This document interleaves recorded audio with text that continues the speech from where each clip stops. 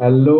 तो क्या हाल चाल है सब लोगों के। तो आज हम थोड़ा और स्ट्रेटजी के अंदर घुस के थोड़ा डीप में बात करेंगे। लॉकडाउन के लगभग 5 हफ्ते बीत चुके हैं और इसके बाद एक हफ्ता और बाकी है। आपने सदुपयोग किया है, दुरुपयोग किया है, कैसे उसको यूज किया है वो तो आप ही जानते हैं। आगे हमको कैसे टाइम को यूज करना है उसके लिए हम बात कर लेते हैं थोड़ा। स्ट्रेटजी से पहले सब्जेक्ट्स की बात कर लेते हैं। तो सबसे पहले जो स्पेशल सब्जेक्ट्स हैं हमारे, इंडस्ट्रियल रिलेशन और अकाउंटिंग। तो इंडस्ट्रियल रिलेशन के लिए मैंने जो इंडस्ट्रियल रिलेशन का 14 लेक्चर है बोनस एक्ट वाला, उसमें बताया है कि ये सब्जेक्ट क्या है, किस तरीके से बनता है। और बुक्स की जहाँ तक बात है और मटेरियल की, मैंने हमेशा से बोला है कि एस.सी. श्रीवास्तव और राम अनुग्रह सिंह 2 बुक हैं अगर आप बुक्स चाहते हैं।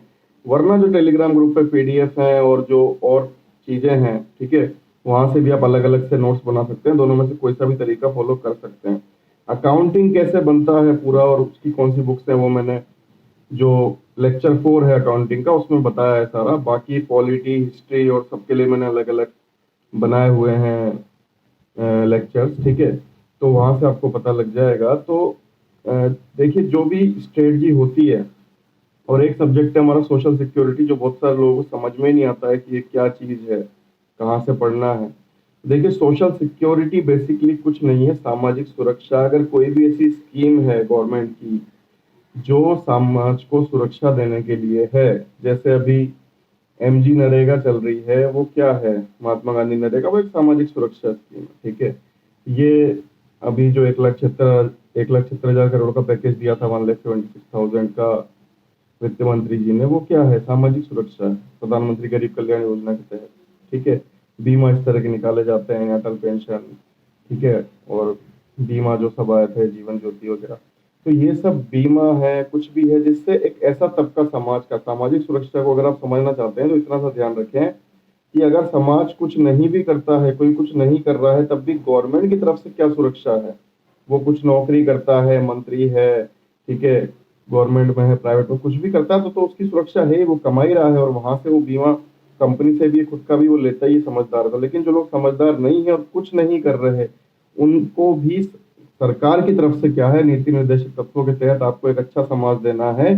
उसके तहत सरकार क्या कर रही है, ठीक है, सरकार जो भी स्कीम्स लाती है इसके तहत, वो सब आपकी सामाजिक सुरक्षा की स्कीम्स है, सोशल सिक्योरिटी है। और वही सोशल सिक्योरिटी की जो भी स्कीम्स है वही आपका सिलेबस है, ठीक है। इकोनॉमी का कुछ लोगों को समझ में नहीं आता है, तो बेसिक इकोनॉमी आप एनसीईआरटी से पढ़िए, माइक्रो इकोनॉमिक्स, मैक्रो इकोनॉमिक्स पढ़िए, ठीक है। उसके अलावा यही करंट अफेयर्स में जो भी डेवलपमेंट के इश्यूज है, प्लस आपका बजट, प्लस आपका इकोनॉमिक सर्वे, ठीक है, यही सब मिलके आपका इकोनॉमी का सब्जेक्ट बनता है, ठीक है। तो कंफ्यूज मत होइए। साइंस में क्या डेवलपमेंट है, करंट अफेयर्स। इकोनॉमी में क्या डेवलपमेंट है, current affairs. Social security, current affairs. तो बहुत सारे ऐसे सब्जेक्ट हैं जो करंट अफेयर्स से निकल के आ रहे हैं, ठीक है। तो सब्जेक्ट के बारे में क्लियर रहिए। देखिए, कोई भी जो स्ट्रेटजी होती है, कोई भी जो टाइम होता है किसी एग्जाम से पहले का, उसको आप 3 फेज में बांट सकते हो अगर इतना बड़ा लेवल का एग्जाम है यूपीएससी जैसा। एक टाइम पीरियड होता है रायता फैलाना, उसके बाद रायता समेटना और उसके बाद रिवीजन, ठीक है। रायता फैलाना मीन्स आइडेंटिफाई करना कि आपको सब्जेक्ट क्या है ये समझना और उसको कहाँ से पढ़ना है ये समझना, ठीक है। तो आप सब रायता फैला ही रहे हैं, कोई जनवरी से, कोई फरवरी से, ठीक है। हर कोई आइडेंटिफाई करने में लगा हुआ है कि सब्जेक्ट क्या है, उसके अपने तरीके से समझना, ठीक है, और उसको आइडेंटिफाई करना कि उसको पढ़ना कहाँ से है, ठीक है। तो ये सब काम आप कर ही रहे हैं, लेकिन ये काम कब तक चलना चाहिए, ये काम आपका लास्ट अप्रैल तक खत्म हो जाना चाहिए, या ज्यादा से ज्यादा 3-4 दिन और, मीन्स अगले 10 दिनों में काम आपका खत्म हो जाना चाहिए। आपको सब्जेक्ट समझ में आ गया और आपको कहाँ से पढ़ना है। अगर आपको कहीं बुक है और अंडरलाइन करनी है तो वो आपको क्लियर है। अगर आपको बुक नहीं है, नोट से, पीडीएफ से बनाना है, आपको नोट्स और उसको लिखना है, तो वो आपको क्लियर है। इतना काम आपको अगले 10 दिन के अंदर आइडेंटिफाई हो जाना चाहिए। अंडरलाइन तो कहाँ से, लिखना तो कहाँ से, सब कुछ आपके सामने, ठीक है, including current affair. Current affair जो भी आपकी मंथली मैगजीन, किसी भी अच्छी कोचिंग की, अच्छी पब्लिशिंग की आप ले सकते हो, ठीक है, अरिहंत हो, विजन आईएएस हो, इनसाइट्स हो, वाजीराम हो, कहीं से भी आप उसको, जो अच्छी जगह वहां से रेफर कर सकते हैं।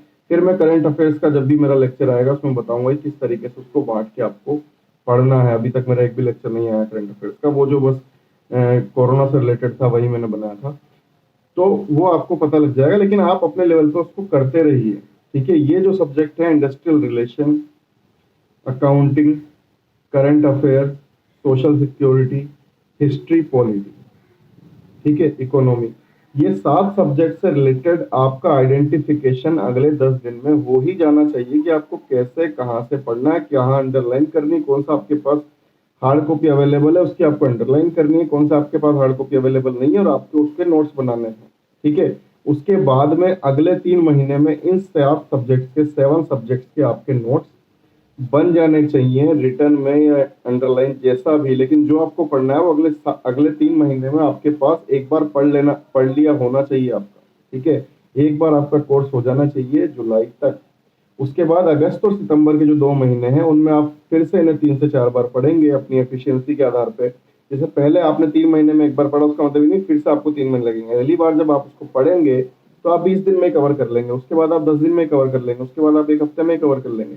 इस तरीके से आपको 3 से 4 बार उसको करके जाना। तो एक बार तो आपने जुलाई तक पढ़ लिया, फिर आपने 3 से 4 बार उन 2 महीने में पढ़ लिया, तब आप 5 बार उसको एटलीस्ट करके आप पेपर में बैठेंगे, 4 से 5 बार, तब आपको एक कॉन्फिडेंस आएगा कि हाँ आप पेपर देने आए हो। देखिए पेपर जो हॉल है उसमें 2 ही चीजें मैटर करती हैं। मैंने आपको बोला कि 2 घंटे आपको मिलेंगे वहां पे ये प्रूव करने के लिए कि आप कौन हो, कहाँ से आए हो, आपका बैकग्राउंड क्या है, ठीक है, आप क्या करते हो अपनी निजी जिंदगी में।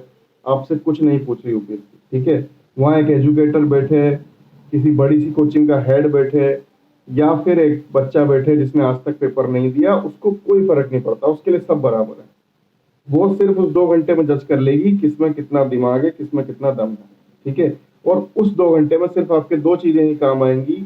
एक तो आपका जो इफेक्टिव और कंसेप्ट जो मैंने पिछले स्ट्रेटजी के लेक्चर में बताया था, अगर किसी ने नहीं देखा है तो वो आप देख लें। इफेक्टिव और क्या होता है और कैसे वो आपको उस 2 घंटे में मदद करेगा। जब आपके इफेक्टिव और कम होकर 40 मिनट पे आ जाएंगे, 30 मिनट पे, तभी आप तेजी से पेपर कर पाएंगे और फिर आपको उन क्वेश्चंस के लिए टाइम बचेगा। जैसे मैथ्स में 1-2 टाइम कंज्यूमिंग क्वेश्चंस थे सिंपल, लेकिन समझने का टाइम चाहिए, ठीक है। रीजनिंग के हो गए या फिर कुछ इंग्लिश का आप टाइम लेके सही कर सकते हो, ठीक है। तो उन क्वेश्चंस के लिए आपके पास टाइम बचेगा जब आप तेजी से बाकी क्वेश्चंस कर पाओगे। तो एक तो इफेक्टिव और आपकी मदद करेगा, दूसरा आपका मदद करेगा आपका कॉन्फिडेंस। अगर आप जाने से पहले ही लूज हो, लड़ाई में जाने से पहले आप हार चुके हो, तो फिर आपका पेपर देने का या ना देने का कोई फर्क नहीं पड़ता। बहुत सारे अभी ऐसे भी होंगे जो पहले ही हार जाएंगे, कॉन्फिडेंस ही नहीं होगा, सेंटर दूर आएगा, वो देने ही नहीं जाएंगे। क्यों होता है ऐसा? क्योंकि पढ़ाई नहीं हो पाई, ठीक है, कॉन्फिडेंस ही नहीं है। आप पेपर के अंदर जा रहे हो, अगर आपके पास कॉन्फिडेंस नहीं है तो आधा तो आप वहीं हार जाते हो, और ये आधा हारना मतलब पूरा हारना है। यहाँ लड़ाई ओनली सेलेक्ट और नॉट सेलेक्टेड की है, तो यहाँ 50% 60% में पास नहीं होता है, तो पास या फेल एक ही तरीका होता है, ठीक है। तो आपका कॉन्फिडेंस और इफेक्टिव और मीन्स आपकी कंसंट्रेशन, यही 2 चीज आपकी मदद करेंगी अंदर। और वो कॉन्फिडेंस तभी डेवलप होगा जब आप 4 से 5 बार, मिनिमम 4 बार कोर्स को करके जाओगे। अगस्त और सितंबर में आपको maths, reasoning, computer science, general science, ये जो टॉपिक है इनको पढ़ना भी है, साथ के साथ आपको इनको भी पढ़ना है। जो आपके पहले से जुलाई तक कंप्लीट सिलेबस है उनका रिवीजन भी करना है, ठीक है। वो टाइम भी पास आएगा आपको, आपका जो स्टडी और से वो भी बढ़ाने पड़ेंगे, कंसंट्रेशन भी बढ़ानी पड़ेगी, उस हर चीज का आपको फायदा मिलेगा पेपर में जाके। मैं उन 2 महीनों पर लोड क्यों डाल रहा हूँ, रिवीजन प्लस नए सब्जेक्ट भी आपको करने हैं, क्योंकि वही लोड आपकी कंसंट्रेशन बढ़ाएगा और वही कंसंट्रेशन आपकी पेपर में काम आएगी। अगर किसी का रायता समेटने का काम जो है 1 महीने पहले खत्म हो गया है, उसने पहले से आइडेंटिफाई कर लिया, तो आज वो रायता फैलाने का काम उसका खत्म हो गया, आज वो रायता समेट रहा है, मीन्स उसको सबको इकट्ठा करने में लगा है, ठीक है। और रायता समेटने के बाद आता है रिवीजन जो आप करेंगे आगे, ठीक है। तो RRR ये 3 अलग अलग स्टेप्स हैं और आपको फॉलो करनी पड़ती हैं, ना चाहते हुए भी। मतलब कोई फॉलो इनको करता ही है जब वो तैयारी करता है, चाहे वो इनको नाम कुछ भी दे या जाने किसी भी और तरीके से, लेकिन फॉलो करनी पड़ती है, ठीक है। तो ये आपको फॉलो करनी है और इसी तरीके से आपको जो है एक चेक आपका लेना है हर 7 दिन में, हर 10 दिन में, कि आप उस रणनीति के तहत, उस स्ट्रेटजी के तहत कहाँ कैसे चल रहे हो, ठीक है। तो ये इंपॉर्टेंट है। और किसी भी सब्जेक्ट में अगर आपको दिक्कत आ रही है तो अभी भी पूछ लीजिए, ठीक है। अप्रैल उसके बाद आइडेंटिफिकेशन कर लीजिए, किसी भी माध्यम से, जो आपको माध्यम सही लगता है उससे पूछ लीजिए और उसको कंफर्म कर लीजिए। अप्रैल के बाद में 3-4 मई वहां पे जहां पे आपका लॉकडाउन खत्म है, वहां पे आपका ये भी रायता फैलाने का टॉपिक भी खत्म हो जाना चाहिए। उसके बाद आपको सिर्फ समेटना है, उनको इकट्ठा करना है, एक बार जुलाई तक पढ़ लेना है, क्योंकि अगले जो है उनमें आप इंग्लिश मैथ्स भी पढ़ोगे, ठीक है। Reasoning, computer science, general science पढ़ोगे, साथ में इनका रिवीजन करोगे, ठीक है। तो वो सब्जेक्ट अच्छे हैं, वो आपको पढ़ने में मीन्स मजा भी आएगा, साथ में आपका रिवीजन में भी आपका माइंड एक तरीके से, रिवीजन के साथ जब आप माइंड फ्रेश करने जा रहे हो तब आप उनको पढ़ लोगे, ठीक है। तो वो ड्यूअल इफेक्ट देगा, आपकी कंसंट्रेशन बढ़ाएगा, और साथ में आप उस कंसंट्रेशन को लेके जब पेपर में जाओगे, ठीक है, उस कॉन्फिडेंस के तहत तो एक अलग ही मजा होगा, क्योंकि कॉन्फिडेंस है तब कंसंट्रेशन बनेगी, तभी आप निकलोगे। और इंग्लिश के जो ऐसे टॉपिक हैं जो मतलब फिक्स है, जैसे फाइंडिंग एरर्स हैं, ठीक है, और जो चीजें हैं फिल इन द ब्लैंक्स वगैरह, मीन्स जो जो उसमें टेंसेज या प्रीपोजिशन या फ्रेजल, जो भी फ्रेजल वर्ब वगैरह जो भी यूज आती हैं, वो सब आपको इन 3 महीने में पढ़ लेना है, धीरे धीरे करके, जब भी आपको टाइम मिले। मैं भी जैसे जैसे लेक्चर डालूंगा उस हिसाब से आपको इन 3 महीने में उसको कर लेना है। अगले 2 महीने में आप इंग्लिश का कौन सा पार्ट छोड़ेंगे, जो फिक्स है, जैसे 5 आपके वन वर्ड आएंगे, 5 आपकी, ठीक है, और प्रोवर्ब्स आएंगी, जो भी चीजें हैं वो सब आपको फिर आप लास्ट में पढ़ोगे, क्योंकि वो जितना पढ़ो उतना कम है, लास्ट तक पढ़ते जाओ, और उनमें से कोई आ गई तो ठीक है, आपको इंग्लिश की जितनी नॉलेज है उतना हो जाएगा, ठीक है। बाकी आप साथ साथ जो पढ़ने वाली चीजें हैं वो इसी 3 महीने में करोगे। तो इस तरीके से हम चलेंगे तो हमको एक फिक्स फोकस्ड वे में रिजल्ट मिलेगा, और रिजल्ट ही हम चाहते हैं, ठीक है। मैं 7-7 दिन में इस तरह से आके आपका एक आईने के तौर पर आपको दिखाता रहूंगा, और आप अपने आप को चेक करते रहिए, ठीक है। अपना बहुत ध्यान रखिएगा। Till then, stay home, stay safe, good bye.